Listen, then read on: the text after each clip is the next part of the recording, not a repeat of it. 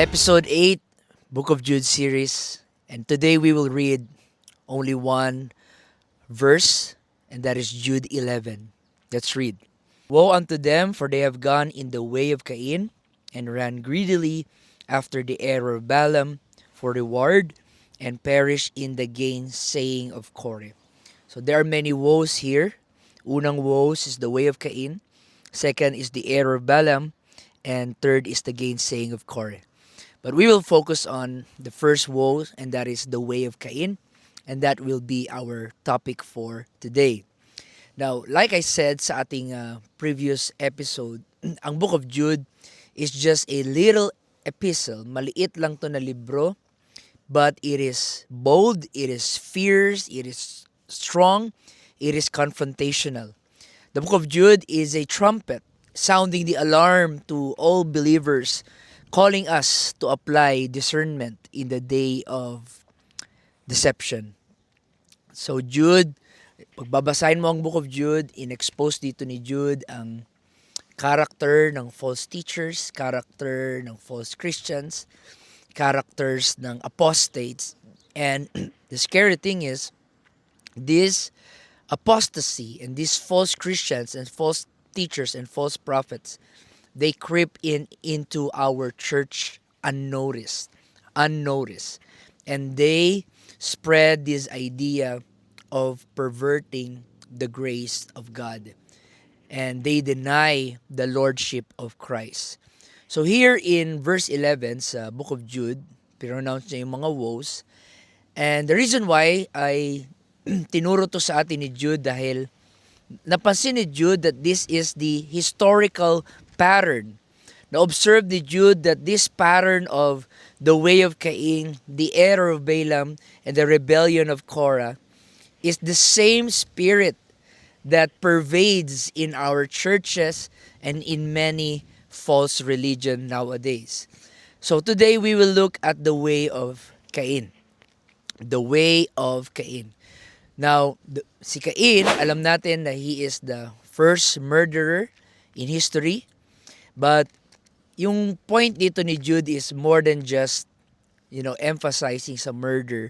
Pero pinakita sa atin dito ni Jude yung pattern or the way of life that describes people who reject God's order and follow their own way of righteousness. And I think, as I studied this, na-realize ko that Cain stands as the prototype of false religion. I believe that Cain is the first apostate in human history. In the existence of the earth. So not only merong apostasy in the heavens, but there was apostasy in the earth, and the first apostate is known as Cain. Now, konting throwback muna tayo sa study natin sa Old Testament. Now, alam natin lahat na si Cain, siya ang unang anak nila Adam and Eve. Pero si Cain, hindi siya lumaki sa loob ng Garden of Eden, right? Nung isinilang si Cain, nasa labas na sila ng Garden of Eden, and at that time, ang mundo na po ay mansyado na ng kasalanan. It is a world stained by sin. And of course, we know a story, Cain and Abel. Pareha silang nag-offer sa Panginoon.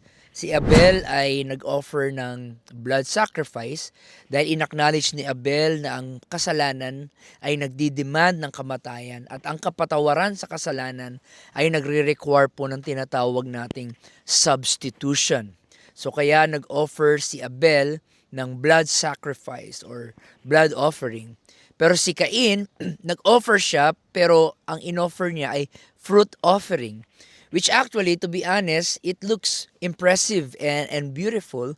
Napakaganda niya tignan sa panlabas. But the problem is, ito ay gawa lamang ng sarili niyang kamay. No, it is the work of his own hands. It is his own effort. Hindi to obedience sa order na tinuro ng Panginoon regarding sa sin offering, but he was trying to do his own way, experimental way of worship. He offered an offering based on his works at hindi based sa kanyang faith. Kasi kung based yun sa kanyang faith, susunod siya dahil ang totoong faith obeys. True faith obeys the word of God. Pero si Cain, gumawa siya ng sarili niyang type of offering.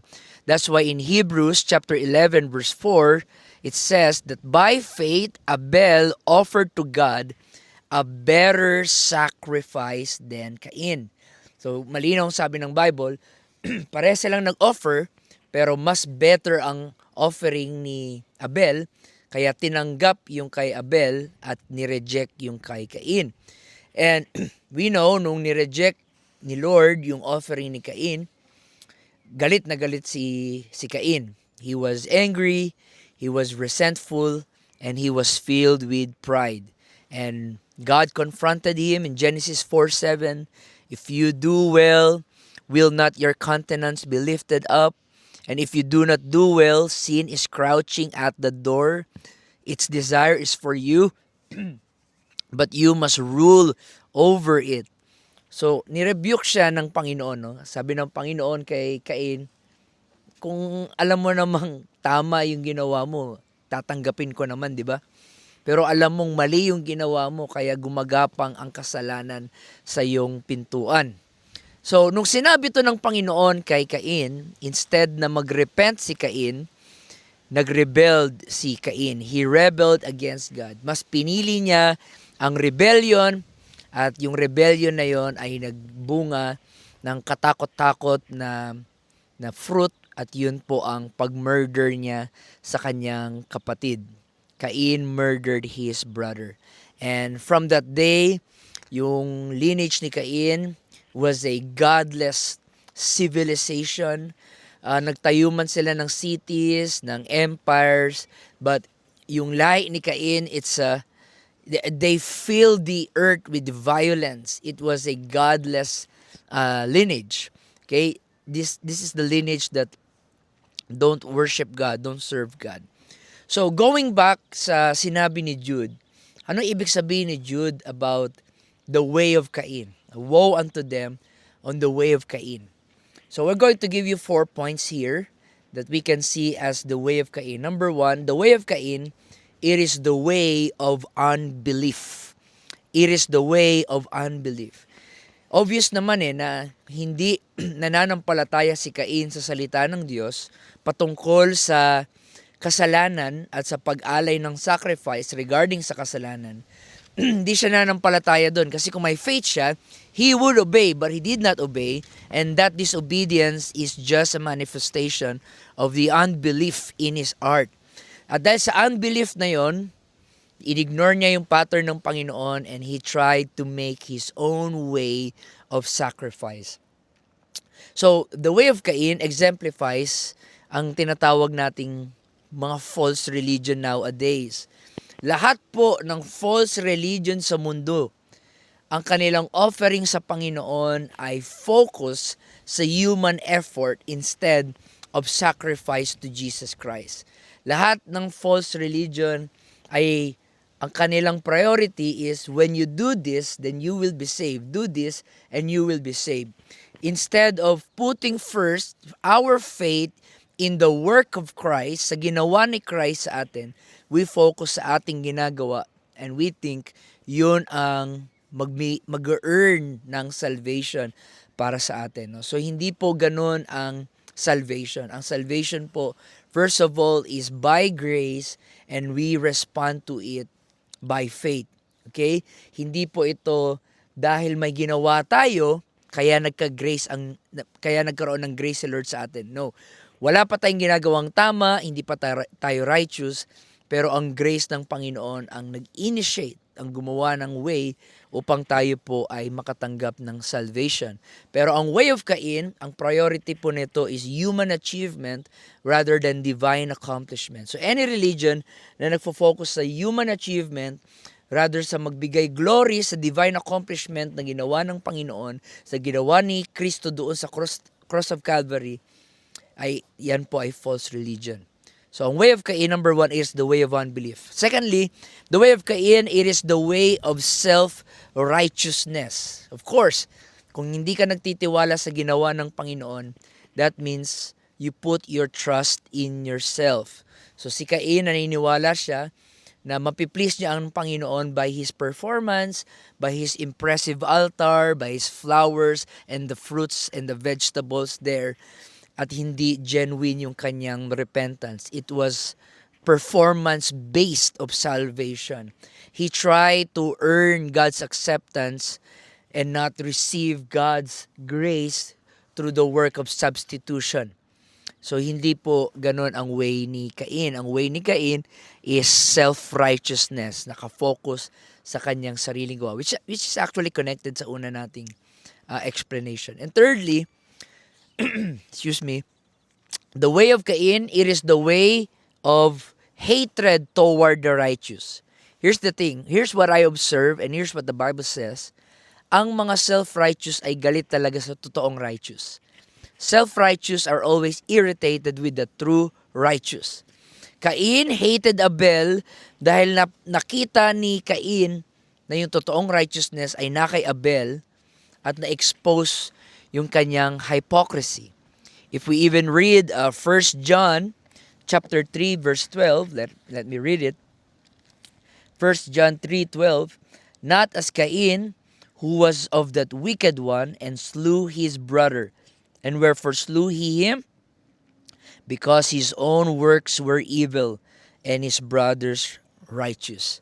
So self-righteous hates the true righteous, because self-righteous is not really righteous at all. Self-righteous are hypocrites.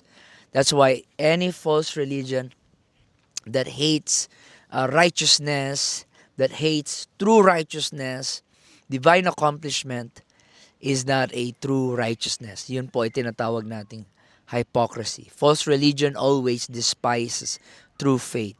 Laging nairita ang false ang self-righteous sa katotohanan, nairita ang self-righteous sa holiness, nairita ang self-righteous sa tunay na godliness according sa Word of God, at meron silang murderous intent toward those who stand for God's Word. And of course, number 4, it is the way of judgment. The way of Cain is the way of God, of judgment. So we know after nagkasala ni Cain, kinurse siya ng Panginoon, and he became a wanderer and restless, and he went to the land of Nod, kung saan wala doon ang presensya ng Panginoon, at kung saan nahulog si Cain sa tinatawag nating false worship. This is the consequence when you are living in a self-righteous life. This is the consequence when you live of a life of unbelief sa Word of God. It will alienate you from God. Ang iyong kaluluwa ay magiging restless. Ilalayo ka sa presensya ng Panginoon. So the way of Cain is the way of judgment. Now, here is the big problem. Ang way of Cain is not just an ancient history, but it is happening to us right now. It is alive and thriving in our day. Ang way of Cain. Kailan nangyayari ang way of Cain? When we substitute entertainment for worship, that is the way of Cain. When we substitute preaching self-esteem instead of preaching about sin and salvation, that is the way of Cain. When we substitute saying, I will come to God in my own way, in my own pattern, sarili kong paraan. I know may nakasulat sa Bible, pero hindi ko trip yung mga nakasulat sa Bible. Gusto kong gumawa ng sarili kong paraan. Then that is, brothers and sisters, you are heading, or you are in the way of Cain. Marami tayong mga religion ngayon, modern religion that is filled with the spirit of Cain. It is the religion without repentance. It is worship without obedience to God. It is faith but without submission to God. It is enjoying the grace of God without taking up the cross and denying themselves daily. This kind of modern religion is the way of Cain. In Romans chapter 10 verse 3, winarningan na tayo dito ni Pablo, Apostle Paul, Romans chapter 10 verse 3, for being ignorant of God's righteousness and going about to establish their own righteousness, have not submitted themselves unto the righteousness of God. Wow, that is so clear. They establish their own righteousness and they don't want to submit to the righteousness of God. So patay na si Cain, wala na si Cain, pero yung spirit ni Cain ay patuloy pa ring nananahan sa maraming relihiyon ngayon na maaring sincere sila at meron silang morality, but their focus is in their works, not in the work of God. Okay? Ang work, mga kapatid, this is the product of grace. We don't do a work at nakita ng Panginoon at nagkaroon ng grace ang Panginoon. No. Ang grace muna ang dumating sa atin, binigyan tayo ng opportunity to change our life, to repent and change our ways, and then that grace, we respond to that grace with faith, and that faith produces works. That's why sabi ni James, faith without work is dead. Dahil ang totoong faith ay nagbubunga ng works. Alright? Ang works, hindi siya ang root ng grace, kundi ito ang result ng grace. Amen? Woe to them, for they have gone the way of Cain. Napansin ni Jude na itong mga apostate, they reject God's way of salvation and they establish their own way of righteousness. And the warning is clear. Everyone who rejects God's way of salvation and try to establish their own way of righteousness will suffer the same consequence na naranasan ni Cain, kung saan nalayo siya sa presensya ng Panginoon and he dwelt in the land of Nod, pero wala na ang presensya ng Panginoon sa kanya.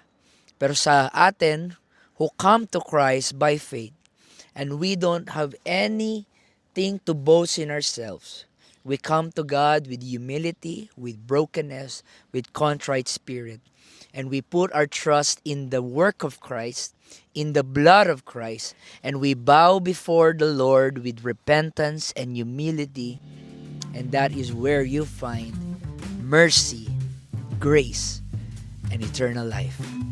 Thanks for watching Beyond the Surface. See you sa next episode. Godspeed.